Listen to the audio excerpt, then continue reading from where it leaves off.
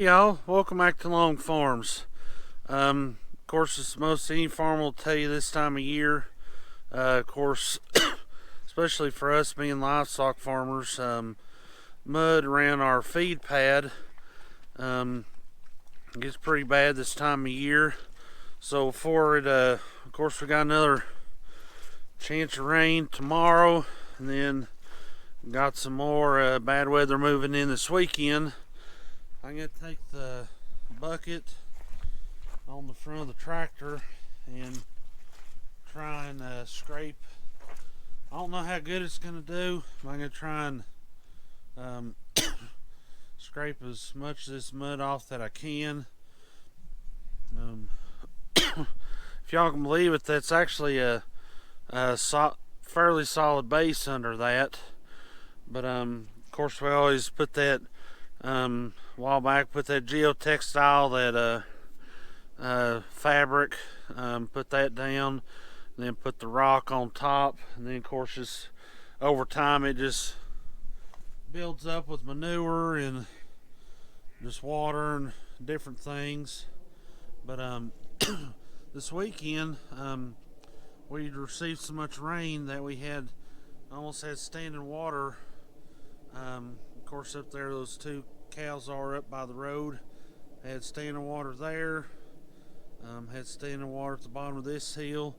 Then it come all the way across down to that fence where there's a, I believe it's a 8-inch plastic tile we put under the road.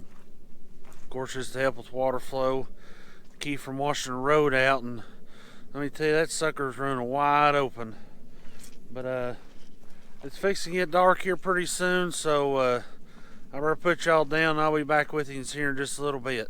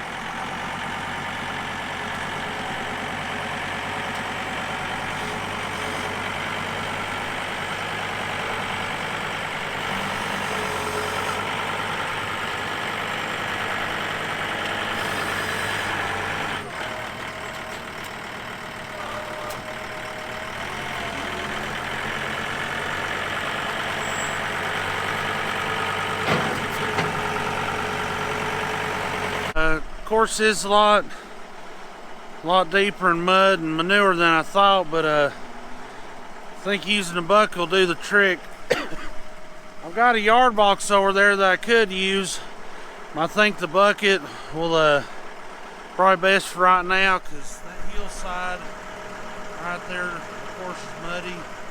I don't know if you can tell where I got off the end of the pad.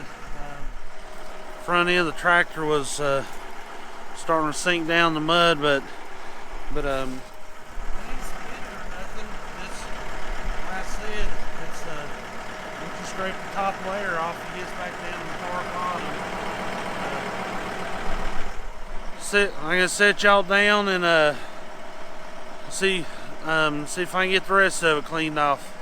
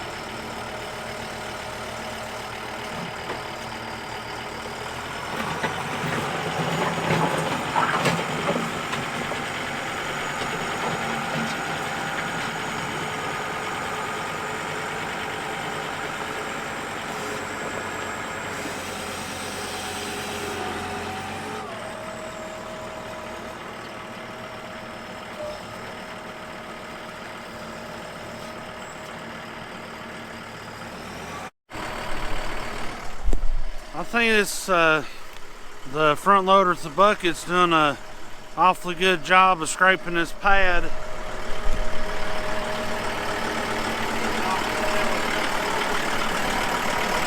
know it's hard to tell, but that's actually pretty solid right there, and even out here a few minutes ago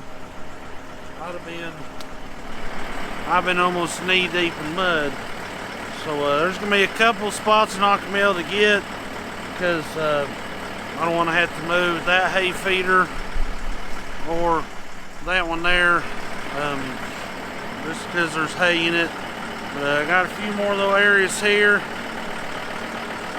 And the worst part is having to clean up my mess, spraying off the tractor, that way I don't get fussed at. Running out of daylight, so I had to step in the house in here for a minute, finish the video. But of course, got the tractor sprayed off, got it cleaned up, put back in the barn. But I thought done better than I expected with that bucket. I didn't know if y'all hear or noticed on the video, I was just listening for the bucket to scrape the top of the rocks, and I'd raise it up just a little bit. That way I was trying to get the least amount of rocks as possible, but also trying to get the most amount of mud and manure off the feed pad. It'll probably take another time or so. Once it dries up, may I can scrape a little bit more, and then also got to haul all that junk I'd piled up on the back side. I'm not sure where we're going to dump it, but I could have took it off, pushed it on over the hill, but of course there wasn't no solid base out there. It's hard to tell how far I'd have sunk down in the mud there, but wait till it dries. I'll get it hauled off and scraped, and sometime this spring I have another video, and y'all won't be able to tell we fed any cattle there this winter. But thanks for tuning in. As always, before you go, if you like the video, especially if you made it this far, if you like the video, just give it a thumbs up. And also, if you watch some of the videos and you like the channel, just go ahead and hit the subscribe button. That just lets me know and lets YouTube know that y'all enjoy the channel, and it gets the channel more recognition, makes it available for more people to view. But thanks for tuning in.